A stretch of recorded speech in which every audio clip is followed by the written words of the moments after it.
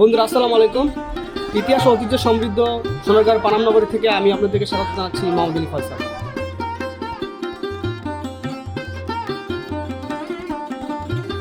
সাদা রঙের পাথরের এই হলফনামায় পানাম নগরের সম্পর্কিত কিছু গুরুত্বপূর্ণ তথ্য বাংলা ও ইংরেজি ভাষায় তুলে ধরা হয়েছে।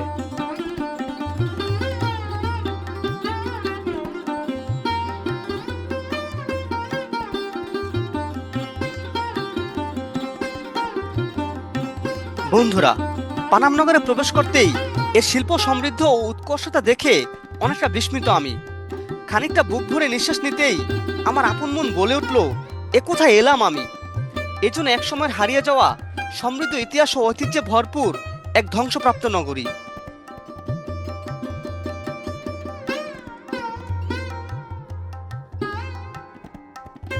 চলুন বন্ধুরা, ইতিহাসের পাতা থেকে জেনে নেই কেন সুলতানি আমলে এই পানাম নগরী এতটা সমৃদ্ধ হয়েছিল। পানাম সিটি বা পানাম নগর বাংলাদেশের নারায়ণগঞ্জের সোনারগাঁয়ে অবস্থিত একটি ঐতিহাসিক ও প্রাচীন শহর। এটি মূলত বাংলার 12 ভূঁইয়াদের আমলের রাজধানী। 15 শতকে ইসাখা বাংলার প্রথম রাজধানী স্থাপন করেছিলেন সোনারগাঁয়ে। পূর্বে মেঘনা আর পশ্চিমে শীতলক্ষা নদীপথে বিলেত থেকে আসতো বিলাতি থান কাপড়, দেশ থেকে যেত মুসলিম। শীতলক্ষা আর মেঘনার ঘাটে প্রতিদিনই ভিড়ত পালতোলা নৌকা। প্রায় ওই সময় ইস্ট ইন্ডিয়া কোম্পানির বাণিজ্যিক কার্যক্রম ও চিরস্থায়ী বন্দোবস্তের ফলে ইউরোপীয় অনুপ্রেরণায় নতুন ঔপনিবেশিক স্থাপত্যরীতিতে গড়ে ওঠে পানাম নগরী। পরবর্তীতে এই পোশাক বাণিজ্যের স্থান দখল করে নেয় নীল বাণিজ্য। ইংরেজরা এখানে বসেছিলেন নীলের বাণিজ্য কেন্দ্র। 1611 খ্রিস্টাব্দে মুঘলদের সোনারগাঁও অধিকারের পর সড়ক ও সেতু নির্মাণের ফলে রাজধানী শহরের সাথে পানাম নগরের সরাসরি যোগাযোগ স্থাপিত হয়।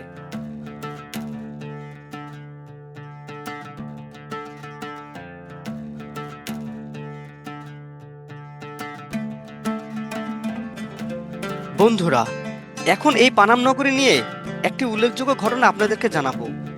একবার পারস্যের খ্যাতিমান কবি হাফিজকে আমন্ত্রণ জানিয়েছিলেন তৎকালীন বাংলা সুলতান গিয়াসউদ্দিন আজম শাহ।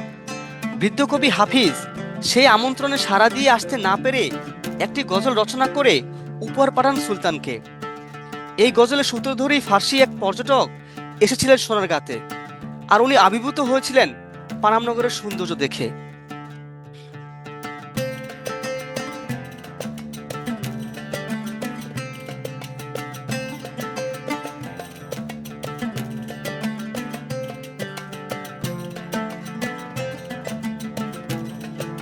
পানাম নগরে টিকে থাকা বাড়িগুলোর মধ্যে 52টি বাড়ি উল্লেখযোগ্য।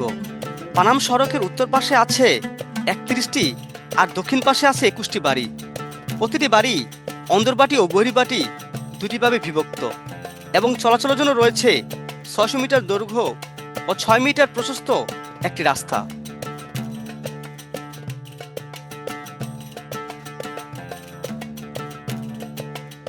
পানাম নগরী পরিকল্পনাও নিখুঁত।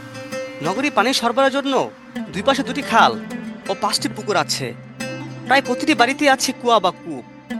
নগরীকে জলমগ্নতা মুক্ত রাখতে করা হয়েছে খালের দিকে ঢালু। প্রতিটি বাড়ি পরস্পর থেকে সম্মানজনক দূরত্ব রয়েছে।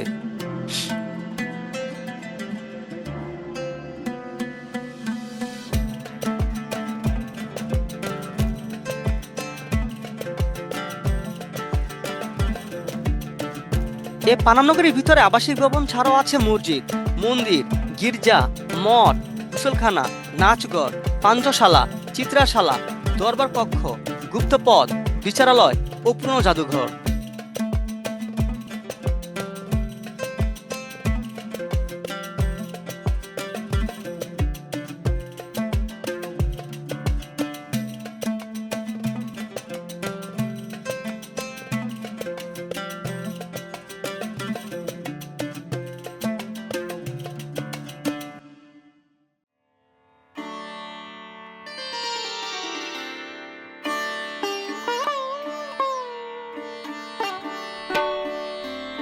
বন্ধুরা, অনেক তো পানাম নগরের ইতিহাস ও ঐতিহ্য সম্পর্কে শুনলেন।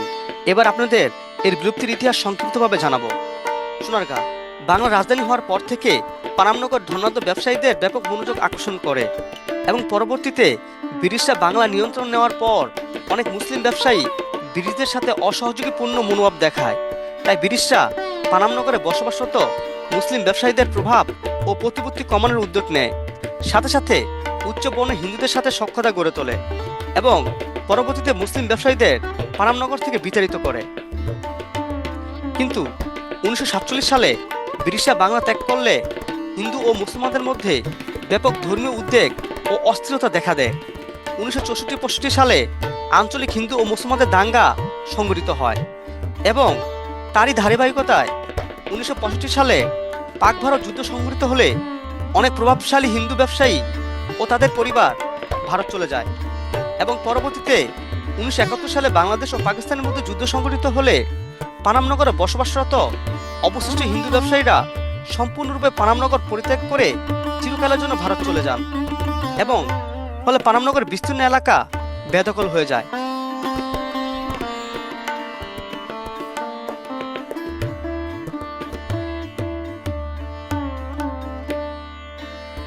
বন্ধুরা, পানামনগরের ইতিহাস, ঐতিহ্য ও সংস্কৃতি সম্পর্কে জানার সুযোগ হয়েছে এই ধ্বংসাবশেষগুলো দেখার মাধ্যমে, কিন্তু এখনো কত না জানা গল্প আছে তা মানুষের অগোচরে রয়ে যাবে চিরকাল।